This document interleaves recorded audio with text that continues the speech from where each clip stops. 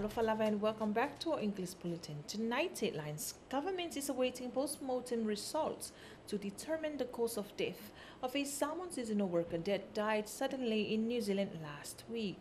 Samoa has recorded its first positive case of COVID-19, a passenger from Los Angeles who arrived here on Friday. And the custom officer arrested by police earlier this month in relation to two consignments of methamphetamine from the U.S. appeared in Supreme Court this morning.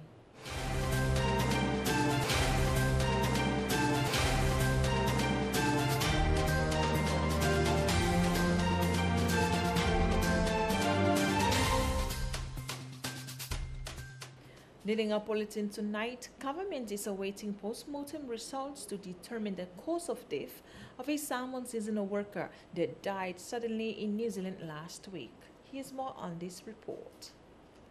The Minister of Commerce, Industry and Labour, Lafi Purcell, has confirmed to Talafou that government is awaiting a result on a post-mortem to determine the cause of death of one of Samoa's seasonal workers in New Zealand last Thursday.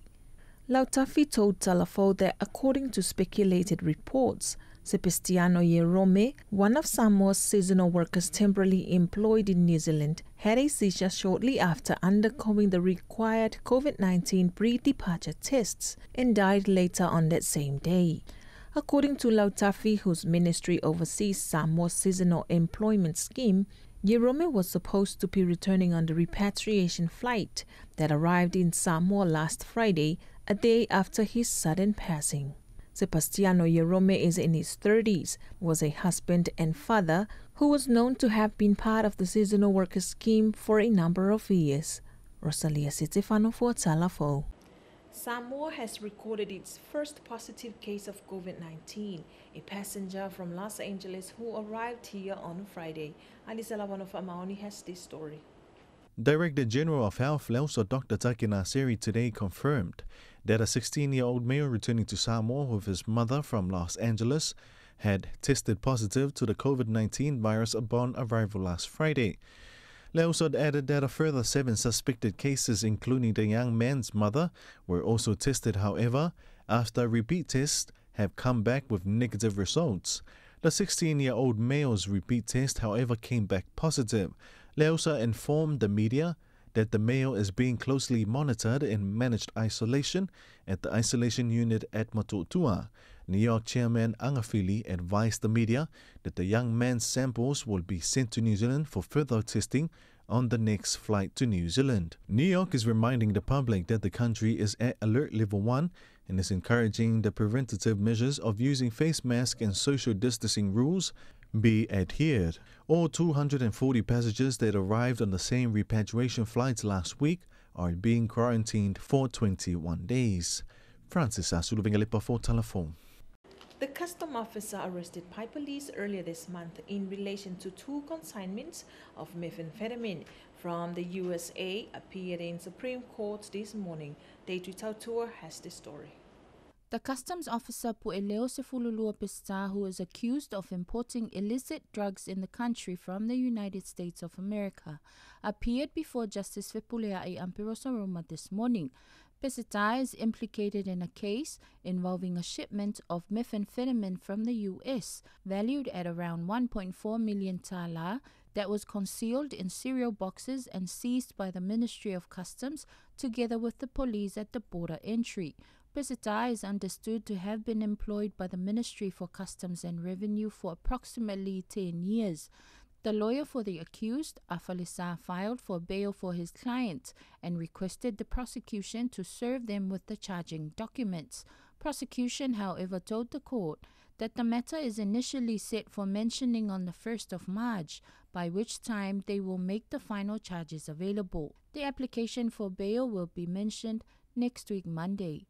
Deidre Tautua for Talafou. The inquest to determine the cause of death of 8 babies in 2019 is now underway. The 8 deceased infants are alleged to have died from measles. Coroner Judge Papali Rosela Viane Papali has made a suppression order in relation to the details and evidence of the matter, including the names of the deceased. The court will hear evidence given by the deceased infant's parents. Coroner Papali confirms to media in court today that she will make known her ruling in relation to this matter in due time. To other news, Samoa, Japan, and UNESCO have joined forces to ensure that students continue to have access to education in anticipation of further SOE lockdowns. Elvin Sarasopa has the story. Samoa, through the Ministry of Education, Sports and Culture, today signed a partnered agreement with Japan, as well as the United Nations Educational, Scientific and Cultural Organization, for the provision of an information communication technological program that will ensure the provision of online education for the children of Samoa. MESC CEO Afamasanga Caroline Afamasanga explained that the ICT program will guarantee that students in the country will continue to have access to their courses, classes and subjects should the country go into complete lockdown again as it did for a time last year. We are doing all of this in anticipation of a lockdown. But whether that's going to happen, and we don't wait. Answer is no, we don't wait. We prepare, upskill, capacity build, so that by the time it hits us, we're ready. And we will be using it beyond shutdowns, and we'll be using it forevermore for the next 5 years, because that's one of our priority areas, is to improve mobile learning and also e-learning and use of online resources. So one positive effect of the COVID is that we are now turning to other sources of information rather than depending on the physical teaching in the classroom. So it's opened up our horizons and opportunities for our students. The focus of the project, according to a press statement, will be on schools which are marginalized due to geographical location, cover low socioeconomic status, have gender imbalance, include children with learning disabilities, and in general regarded as low-performing schools. The Japanese government have approved $954,545 to fund the project, with the firm belief that their collaborative efforts will develop countermeasures for Samoa's education sector for a resilient education system in times of disruptions.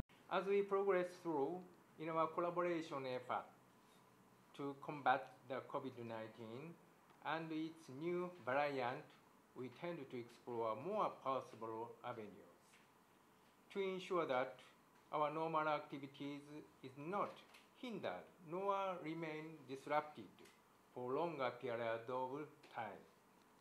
Hence, while the implementation of this project is significantly important for the education sector of this country, particularly during these times with COVID-19 and its disruptions. The project will commence implementation on the 1st of April 2021. Elvin Sarasopa for Talafou. And in sports, Samoa keeps Matt Parrish as Tour Samoa's head coach, despite documented demands by team players to have him removed. Francis Asulvingalepa has the story. Tour Samoa coach Matt Parrish will continue his contract as coach for Samoa's National Rugby League team, despite stiff criticism by some of the tour players demanding that Parrish will be ousted. President of the Samoa's National Rugby League confirmed to Talafou that the issue between the players and the coach has been resolved and Matt Parrish will continue to be Tour Samoa's head coach. Earlier this month, it is understood that some of the biggest names in NRL and that of the Tour Samoa team had signed a document demanding the ousted of Parrish as the Tour Samoa coach. Some of the players that are understood to have written a letter to the Prime Minister Tuilaepa to sack Parrish, citing his lack of confidence in the players and extreme restrictions on the team, such as the banning of their morning prayers. Sua told Talafou that Parrish will be taking the Tour Samoa team to the Rugby League World Cup in Australia later this year. Parrish, a former Australian professional rugby league player, is set to conclude his contract at the end of the year, regardless of the outcome of the World Cup. Francis Asulvingalepa for Talafou. And here's a look on your weather forecast for tonight and tomorrow. Talafou, good evening, and for the beginning of this week, this is the latest weather bulletin for Samoa for today, Monday, 15th of February 2021, issued by the Samoa Met Office, brought to you with compliments of the Well Company. Situation. A weak trough of low pressure lies to the north of Samoa, associated with light and variable winds, and some showers may affect the group at times. Today recorded partly cloudy with some isolated showers and a few thunderstorms, mainly over highlands. For Tuesday, some afternoon showers with possible moderate falls, and that is the forecast. And that's the latest weather report and forecast for Samoa, brought to you by the Well Company for all your office and home furniture needs. And that's our Talafou for tonight. Thank you so much for watching, but join us again tomorrow. O tato Talafou na mole ne afiafi, te maules papoponga le asotayao ay mole te minei, so fast